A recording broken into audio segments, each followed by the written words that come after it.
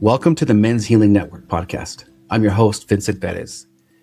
This is the show where we explore stories, practices, and conversations that are helping men heal, connect, and live more authentic lives. If you've been listening for a while, you may remember our conversation with Brian Dwyer and Jordan Lyon, two of the co-founders of Grieving Men. Today, we're returning to that community through another voice, one whose work bridges men's healing, nature, ritual, and belonging. Our first guest is Elias and Darren, a facilitator, guide, and co-founder of Grieving Men. Elias has spent years supporting and working with men in communities across the country. He is helping people reconnect with themselves, each other, and the living world.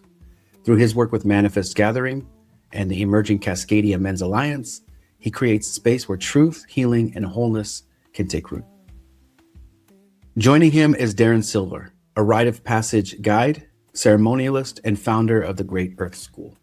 For more than 2 decades, Darren has led transformational experiences rooted in wilderness skills, storytelling, traditions, and the wisdom of the natural world, helping people discover their purpose, their vision, community, and a deep relationship with the earth.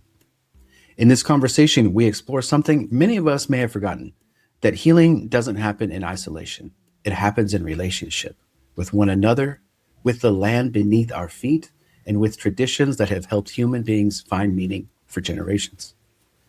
We talk about initiation, grief, the sacred fire, the stories that shape us, and why many men today are searching for something they can't quite name. Whether you've spent years on this path or you're simply curious about what men's work can look like beyond self-improvement, I think you'll find this conversation both grounding and inspiring. Here's my conversation with Elias and Darren Silver. Welcome to the Men's Healing Network podcast. I'm so excited to have you with us today, Elias. In this journey of the Men's Healing Network, I've been able to meet so many who are just in service, plugged in, really have a heart for boys and men, and so grateful to have met you and to collaborate with you. It's just been a real blessing. So I just want to acknowledge that. But I want to invite you first to speak about why did you invite Darren? I'm so grateful to be on here, first of all, Vincent. It's good to know you too and deepen with you. When you said that in this podcast we'd be inviting another man, I really thought about it. And having done men's work for 12 years, I could think of a lot of different guys. Darren is one of my best buddies. And that's not why I invited him. That's just a bonus. You know, when I met Darren, it was actually through doing men's work, and he was holding a sweat lodge at a big men's gathering outside of San Diego and tending a sacred fire. And our mutual friend who started this organization said, you know, you two should really connect. And I went over there to the fire and I noticed this, wow, there's a lot of cameras and phones out everywhere at this men's gathering. And I don't really like that. And as soon as I got to the fire that Darren was tending, there was no more cameras. There were no more phones. And I saw some guys walk up with their phones out and Darren's like, get those out of here. This is ritual. This is ceremony over here. Mm-hmm. And I ended up just finding a refuge there. And that was probably 8 or 9 years ago, 7 or 8 years ago.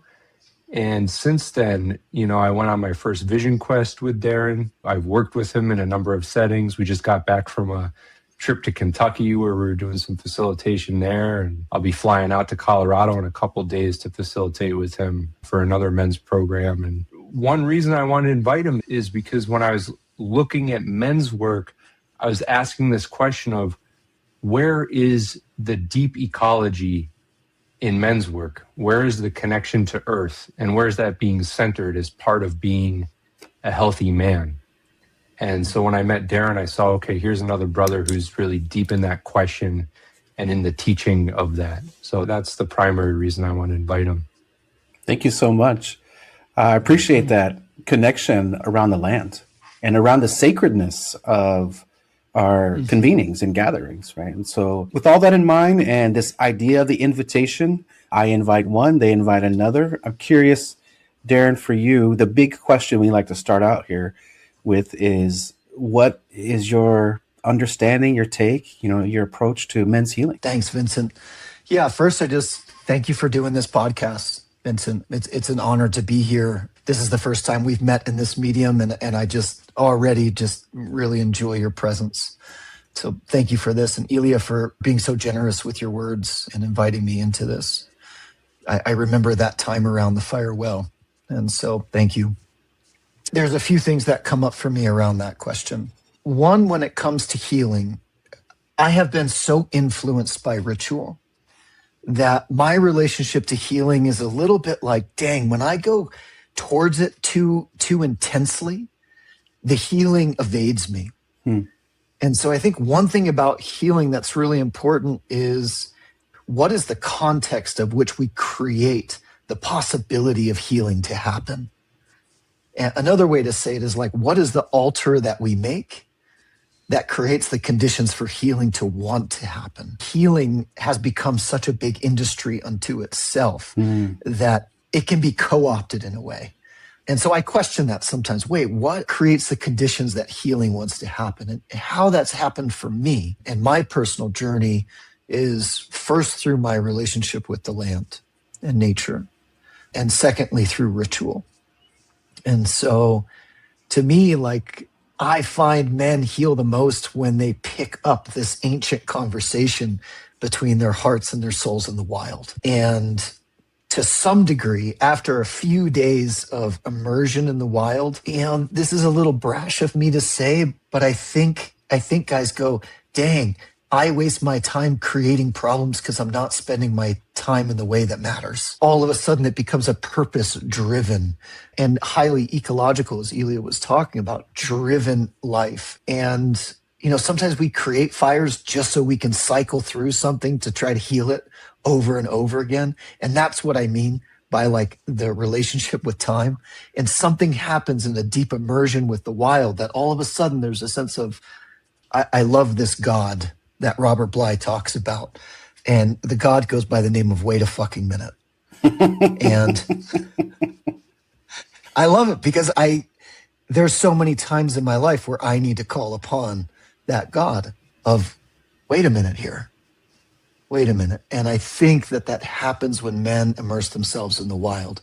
All of a sudden, a huge wait a minute happens. And healing can occur in the context, the altar of the wild. And then they decide what's important to tend. It's calm. There is something there about that sacred pause, the moment down. I think especially in our contemporary world. I'm curious, Elia, what resonates with you, or where do you take that question? What does men's healing mean to you?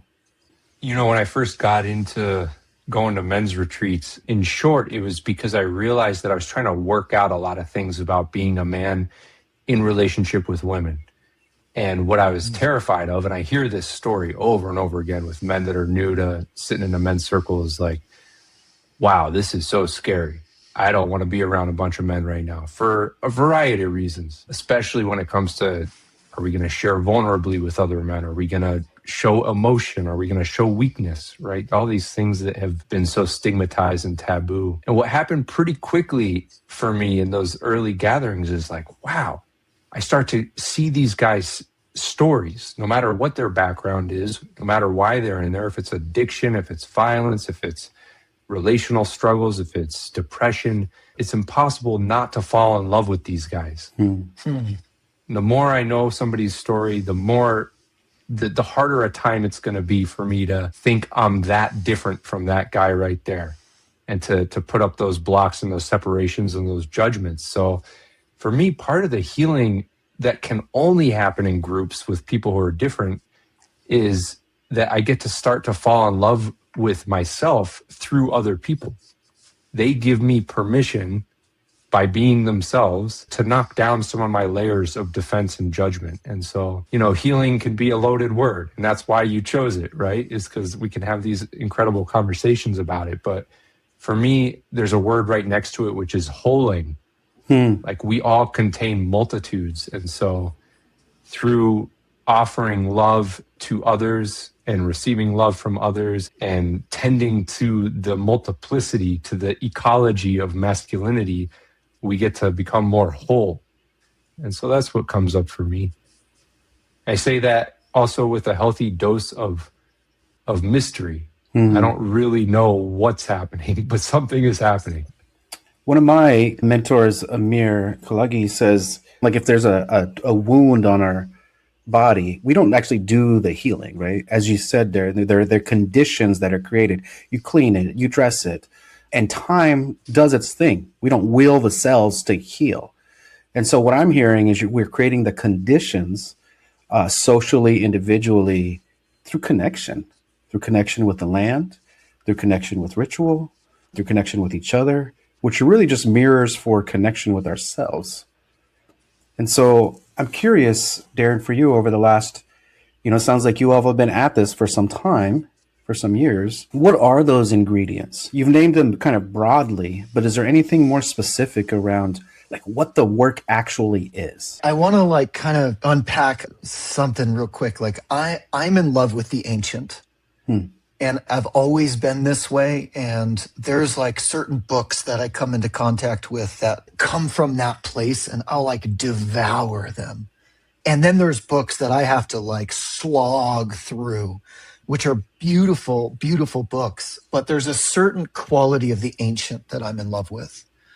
As Elia was talking, you were talking, I was like asking myself, like, is it bypassing something for me to be in love with the ancient and want to bring men to that place? And then you followed up with this question that I think is really important, because in my experience of being in love with the ancient and then finding practices and skills and tools to be in relationship with that, what I encountered was very much relevant to my own healing and modernity. It was just the mountain I was looking to was just a little bit further off into the distance than the modern landscape.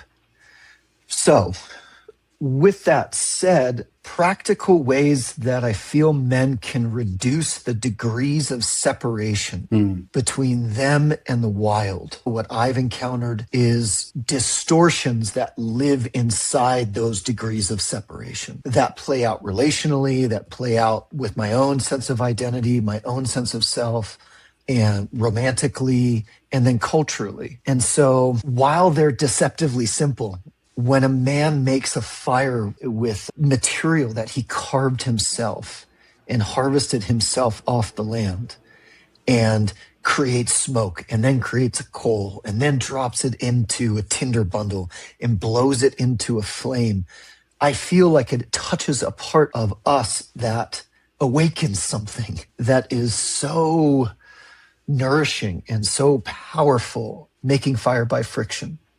Making a shelter out of the local materials and spending a night or a week in it. There are so many things that happen inside of experiences that I think are really important for men.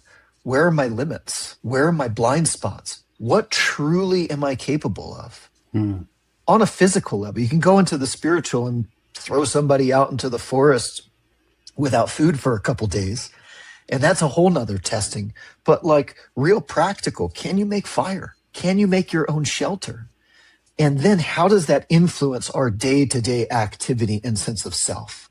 So that's one angle, because I started this off in conversations with the wild. I think there's so much empowerment that happens for men when those degrees of separation are removed and we can get in direct dialogue with the primal, just like the business of life. Like really get in it, like make fire, make an arrowhead, make a piece of pottery from clay that's from your land. I think it's incredibly powerful. There's a lot of action there. Like there's a lot of doing. There's a lot with the hands. It does not seem like stagnant. When I think for some of the work, you got to sit still, you got to meditate, you got to go inward. But this is actually being with the materials, I just see it all, the bark, the twigs, the earth, there's really something there about the active kind of element. Yeah. And can that active element be an embodiment and physical manifestation of a prayer? I didn't plan on this, but right next to my computer is a pine needle basket I made a couple years ago. This is all pine needles. I remember making this going like having all these different needles is a lot like combing through the thoughts of my mind. If I drifted off for a second and thought about dinner or whatever goes through my head randomly, then I made a mistake. So yeah, can our physical creations be a manifestation of our internal and of our prayer? Thank you. How about for you, Leah? Yeah. What is there a balance of doing and slowing down and pausing, or is the slow doing part of that? There's so many modalities, so many approaches. I'm curious, what have you found there's no silver bullet, if you will. What have you found kind of bubble to the top? When I first started putting out this question of who's doing work at the intersection of deep ecology and masculinity, somehow I got looped into this sort of men's group that was prototyping an offering on ecological masculinities. Two guys wrote a book. Mark Poulet, I believe, is one. One was from Australia, one was from Europe. And they were prototyping this group. And these were mostly guys who were older than me, like 50s and 60s. There's a guy in Colombia, several guys all over Europe, maybe one other guy in the US. And they invited me into this group. They're like, oh, cool, you're asking this question too. Like, how do we bring deep ecology into inquiries around men's work? And I remember I was about to go on my vision quest with you, Darren. And before I left, I asked all these guys in the group, I'm like, can you guys tell me, because you're all uncles, can you tell me, uncles, like something that helped you know you became a man? And they were all kind of like, they took it seriously. They were all thinking about it. And there was an Italian guy in Greece, and I'm Greek, so this was exciting to me. He'd been living there for 7 years. He was sitting outside, and the olive trees that he'd been tending for 7 years were behind him. And he said, I knew I became a man when I was devoted to these trees. And some seasons went by. And then the next guy goes in Colombia and he brings us outside and shows us the trees that he's been tending, and the guy in California and the guy in Canada. And, I don't know that if I was to poll a bunch of men and say, how important is that to your sense of being a man, that they would go there immediately. But I think that there's something universal about that, about tending to something over time as part of what it means to be a man. And that really struck a chord in me. It's something that I aspire to do. And I don't think it's just about tending land or trees. It's also tending relationships over a long time. It's tending a vision, tending dreams, tending a project or an organization. There's doing in that, but it's a prayerful doing. It's a doing towards in service to the life of something that you care about. And I have a question for you, Vincent, as well, if you're open to that. The format is your format. It's beautiful. Let's do it. Yeah, well, I mean, it strikes me that you two both work with Lodge, with Sweat Lodge, and there's doing in that, but there's also an action of being cooked in that. And I would just love to hear you guys riff on that a little bit. Like, Vincent, I know that you bring this into juvenile detention center for many years now. And like, what does that technology allow to have happen? What kind of conditions does that create for those young men that you're working with there? Ultimately, we hold circle right inside. It's pitch black. All the metaphors are there that we offer, that I've been taught. We're going into the womb of Mother Earth, into the darkness. And I've been reflecting on the seed and how it grows its roots down into the darkness and its shoot up to the light. And it does both simultaneously, right? And the deeper it goes into the dark, the harder it is to be knocked over, right? The strong roots are allowing it to seek that life to the light, to the sun. And so to me, there's a balance in that. There's a story in that. I'm going to say, just hands down, it is probably the most sacred thing I get to do in my existence. I think there's dance and movement, and there's so many other practices, but there's something about the fire and the water, these elements coming together. I'd let you know, like this component of surrender. The young men share more in the lodge about the struggles that they face than any other space.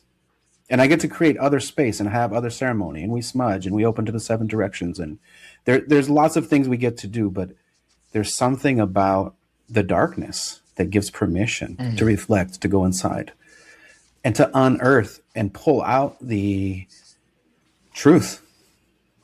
And often it's very difficult truth, right? I mean, they're locked up, they're separated from their families, they're pining for that relationship. I mean, just really missing our loved ones and without access, right? Behind these bars, behind this barbed wire. And it's an honor. It is such a privilege. And I will name too that it was activists in the adult system, Native activists, who said this is our right. This is our spiritual right that has allowed those policies to trickle down into the state juvenile justice system. And this ceremony, I've been there 12 years, and we've been holding this once a month for 12 years. And so it is truly a gift. It is a gift for my existence and some of the most grounding practice I get to be able to do. And I think I've read somewhere about boys and men and ritual. And it's really like the idea that it's really the only place we get to learn like thoroughly in ritual. And I'm questioning that. I'm curious about that statement or that belief or that practice, that we need this, and not alone. Like, it is deeply tied to community, deeply tied to obviously Mother Earth, but each other in this practice, and given to us by our ancestors, that we know we're part of an ancient lineage, back to the tie with the ancient. I'm curious for you, Darren, what is your experience then of the Temazcal or Sweat Lodge? Yeah, your story really is poignant and touches an experience that happened just recently for me, in that my partner's son came to Colorado for his 15th birthday, and on his 15th birthday got to lodge with me. I actually wasn't running that particular lodge, and he was sitting kind of next and behind me. And we came out and he was like, man, I don't know why, but the first round when they started singing, I just started crying. Me too. So all this stuff just came up. I just started crying. It's like, I couldn't, it just all came up. And I was sat with that question of like, what is that? Because my first lodge 21-ish years ago, same thing happened for me. I had no idea why I was crying, but I was crying in there. I mean, there was flashes and things. So yeah, really touched by you sharing your working with youth. There was a period of time in my mid-20s when I guided wilderness therapy. I was a field guide. And eventually I brought lodge into it. And I started pouring lodges. It wasn't even every month, maybe less frequently. But then when I stopped working there, they had me come in and run lodges. And I loved it. I loved it. It was like, I don't know the mysterious encounter that happens with them in there, but it happens. I'm really touched by you sharing that. I feel real connected to some of the work that you and the work you're up to. I think in my more like philosophical realm, I think there's something that boys were taught in becoming men, that they were given the instructions on how to participate in something bigger than themselves. We have pieces of that. We have scraps of that now. And maybe there's whole systems somewhere. I haven't found it. I think that brings an enormous healing for men to belong to something bigger. But I do think boys more than girls need external leadership that need men to look up to. Women, I find, are pretty darn capable and less knuckleheads than us in the teenage years, you know? And so, yeah, in ceremony and ritual, there's a lot of eldering and mentoring. And gosh, in those early years, I just felt just put in my place over and over and over again. And there was something healthy about that, because it wasn't about punishment. It was, you know, when I first started fire keeping, it was like, sit down, listen to the fire, kid. You know, it's why you don't have any hair left on your knuckles, because you're not listening. But it came with an intensity that shook me as a young man. But there was love behind it. There was, hey, here's the way to listen deeper. One of the etymological meanings of mystery actually translates to like to keep the mouth shut. But I know in those younger years, I was looking at these men and they had things that they weren't outright just going to give away. That was the mystery. There was something that they were holding in, and that was so compelling to me. It was almost their silence and their awareness tracking me that touched something in me. Whoa, there's a way here. And they know it. but they're not telling it to me yet. They're just telling me to chop another pile of wood. And I'm willing to chop that pile of wood to get closer to whatever it is they're in touch with. And I think young men to have elder men that carry that sense of reverence and humility and containment in the mystery. There's a devotional way here, something greater than the self, the great mystery. I'm curious, Leah, because we know some of the same folks. There's also something about drum song that is so powerful, right? Especially in lodge, when everyone's with one voice. And I'm curious about the devotional practices, the way that connects us, Leah, that you have also found and practice and bring and invite men into. Community singing, making sound, drumming together, this has become such a huge part of my life. And it feels so ancient. It feels like a remembering, I think, for all of us, because it's been such a huge part of every intact culture and lineage, is shared rhythms, shared songs, shared stories, the thing that makes us know that we're a people, right? And so there's this community here in the Northwest and elsewhere too, but there's a real strength here of people who are song catchers. And so they only take some ownership over the song. It's like, I put up my antenna, this song came through, it's got a lesson for us, and it's meant to be sung by all of us in ritual. And we're just swimming in this emergence of shared song. And there's nothing quicker to bring a group into cohesion and connection. And much like sitting in a sweat lodge or in a grief ritual, it's this place where my ego and my persona and my ungraceful bits and bobs, they'll pop out and it's obvious to everyone. And then they get to come back into coherence again. And some of this stuff is caught, not taught. And it's like, we just got to get in the circle enough times that we start to catch the rhythms.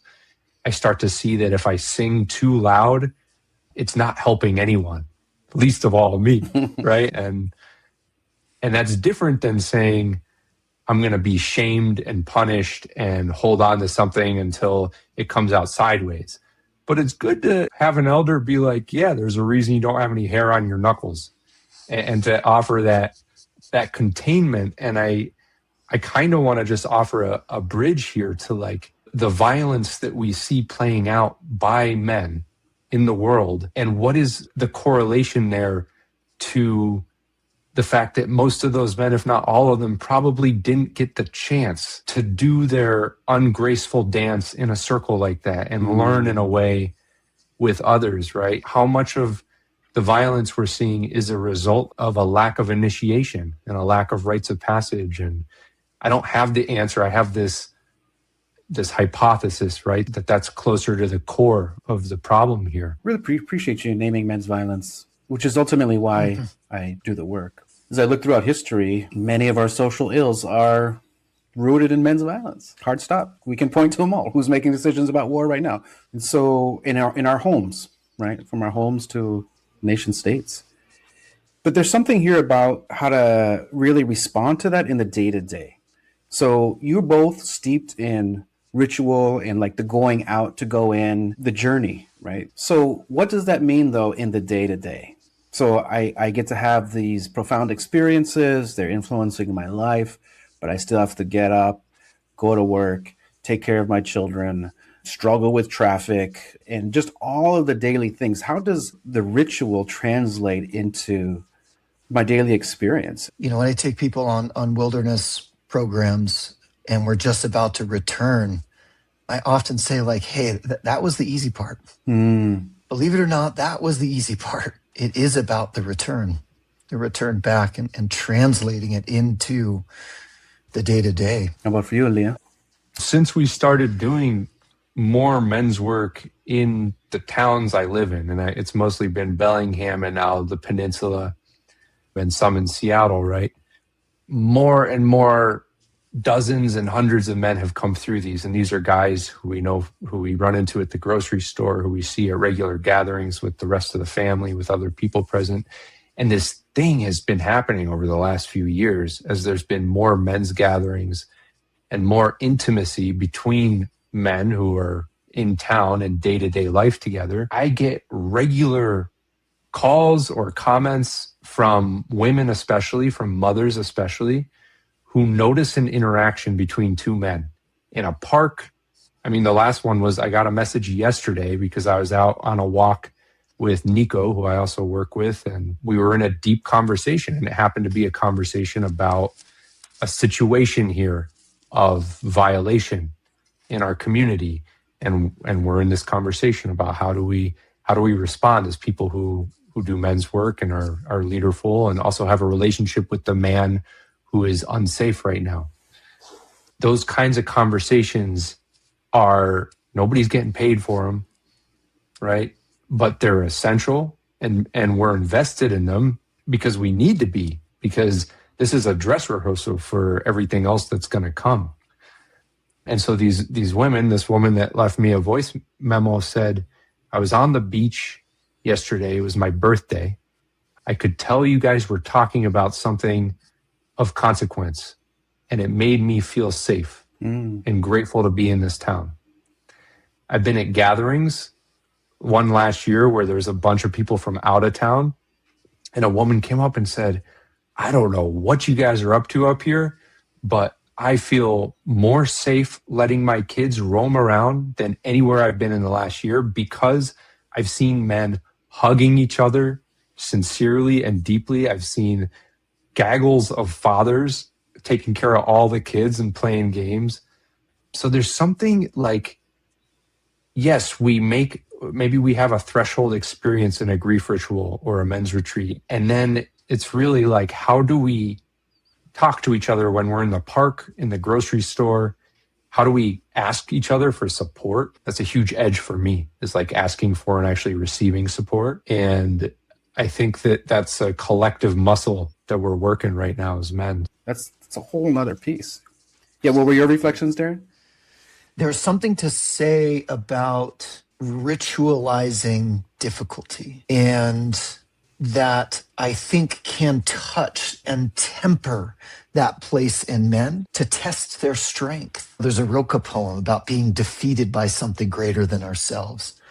I mean, there's so many times that I just feel like I've gone into ceremony with a growl, just a growl of anger and discontent and bitterment. And if I find it, which I don't always do, if I open up enough, it usually results in me with my forehead on the ground, crying, weeping. And so there's something about that anger and that rage and even that violence inside getting tempered and being met with something greater and more people than just myself, as Elia and you have been highlighting. And I think it being ritualized does something.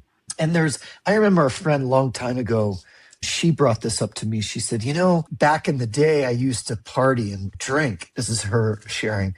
And I would have a really great time and feel shitty the day after. And then I got into ritual, and it was really hard in the ritual, but I felt really wonderful after.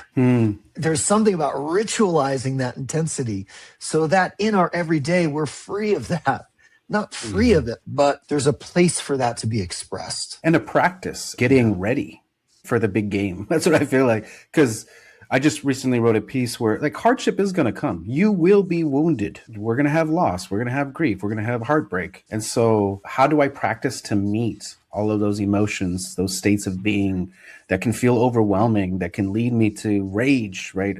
How do I actually be with it? And so I think there's an element there of, well, we got to do that hard stuff in ritual so we can be ready for the hard stuff in every day. Exactly. I think we have a responsibility as people who hold what can be intense containers, what can also become an addictive thing. I'd be remiss if I didn't say that I and many others that I have seen throughout the years, they'll go to a men's retreat and they get a taste of something really beautiful. And then instead of actually bringing it into their day-to-day lives, they just keep going back for more. And I think we've all talked about this, but I've learned that at every offering I do, this is something we have to talk about. For a guy who comes in and says, oh, this is the answer. And that's all they want to do. They just want to go to more and more retreats. Well, that's just chasing a different kind of high, a different kind of addiction. And so I don't have the answer, except that it's an important thing to talk about and disclose. I was invited into a ceremony with medicine, and he said, you're not going to be back for a few years. You have to integrate this over a few years, a period of time. And immediately after, I think I was feeling that, what you're saying, Aaliyah, of just like, wow, there's something there. There's an opening. It cracked me. How do I get more of that? It was like, no, let the lesson, like ferment, let it, it's got to do its thing. That was 6 years ago. I'm almost ready to go back, I think. I'm curious, as we begin to wrap up here, is there anything you think that our audience would be remiss not to hear? Is there anything that's sitting with you that is important to communicate? I've, for better or for worse, chewed on this question about initiation for quite some time. And at some point in the journey, I asked myself, well, what are we being initiated into? And in my studies of intact cultures, it was very clear what one was being initiated into. I remember I was guiding teenagers in Africa at one point, and a gang of young Maasai men came through our camp, and they were selling herbal mixtures and stuff like that. And I was like, hey guys, can I talk to you about your initiations for a little while? And they were so open about it, and they shared some of the pieces.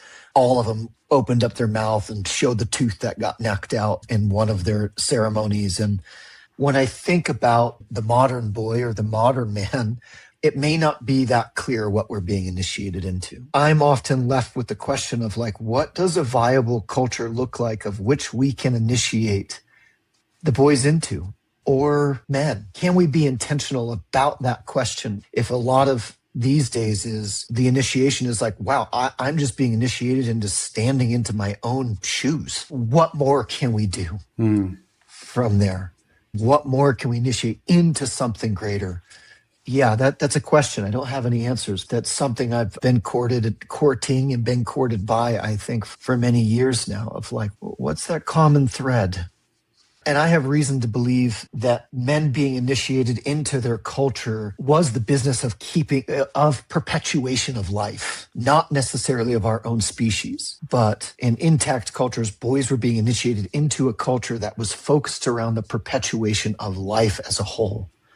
And what does it look like for us to now engage more in perpetuation as life as a whole? Yes, it's important to start here, which is an ongoing occupation, for me at least. And how can it be about the perpetuation of life? Yeah, I sit with that question a lot. Thank you. It's a beautiful question. I'm transported to the top of the mountain where I did the wilderness fast. That Darren was down at the prayer fire. I think the elders who live on the land were coming through there and had that fire burning for those days. And when I was up there, I had been visited many times at this point by this being. That's how it occurred to me. This little girl who was like courting me as a potential parent. And what that did to my consciousness, however much of that was soulful or imaginative or real, it doesn't really matter, because what that did to my perspective is it had me with the question of what would I want to bring a little girl into? And what could I do in my life to help make that so? One of the things that I'm sitting with, and it's in part by being around elders and old people, I've made it my job to hang out with people who are closer to death than me these last few years. And when I get to hear them, what I'm hearing them say is that I don't get to see the fruits of my labor, and that's okay. That what I'm working towards, it's not like I put in 10 years of work and suddenly I'm living in paradise, right? Or all the ills of the system are gone. It's like, I think having a kid, or imagining being an uncle, imagining being a mentor, imagining future generations who aren't here yet of blood and otherwise, and can I be in service to what they're going to inherit? That's a big perspective shift. From like, okay, I'm on my 5-year plan. I'm going to make as much money as possible and get a beautiful property and the white picket fence, or whatever the American dream, quote unquote, is that maybe my grandfathers came over with to escape the conditions that they were in. but the frame is changing now. There's a lot of mystery on the other side. Like, I don't know what I'm working towards, but I know it's worthwhile. I know it's beautiful. And I have to like temper my own ego and expectations to keep showing up in service to something that I may never see the fruits of. Team breath on that one. Wow. Am I in service to what they will inherit? There's something really powerful there. Mm-hmm. What a soulful conversation. I'm so grateful, y'all. What an honor. What a blessing. Thank you for making this time. Thank you for engaging with such authenticity. Yeah, it was really fun to be with you. I mean, this was, for me, it was a good excuse just to get you guys in a room together. Right on. I really appreciate it. Yeah, thanks, Vincent. It's the beauty of this work, is making these connections. Thank you for joining us for another episode of the Men's Healing Network podcast. Conversations like this remind me that healing isn't about fixing what's broken. It's about remembering who we are through community, through relationship, through our grief, and through our connection to the living world. If something in today's conversation with Elias and Darren resonated with you, don't let it end here. Share this episode with somebody you care about. Start a conversation with a friend. Find a circle near you where you can share honestly. Healing doesn't happen all at once. It rarely happens in isolation. And if you'd like to learn more about the Men's Healing Network, explore upcoming events, or find resources to support your journey, visit mhn.life. And be sure to subscribe to the podcast wherever you listen. And if you enjoyed today's episode, we'd be grateful if you'd leave us a review. It helps more men and the people who love them discover these conversations. This episode was produced by Tom Kepler, with marketing and audience development by D. Enriquez. The Men's Healing Network podcast is made possible through funding support from the Choice Regional Health Network, whose commitment to improving the health and well-being of our communities helps bring these conversations to life. Until next time, remember that healing isn't a destination, it's a practice. Keep showing up, keep asking the hard questions, and keep walking the path. Please take care of yourselves and your loved ones. We'll see you at the next episode. My name is Vincent Perez. Many blessings to you and yours.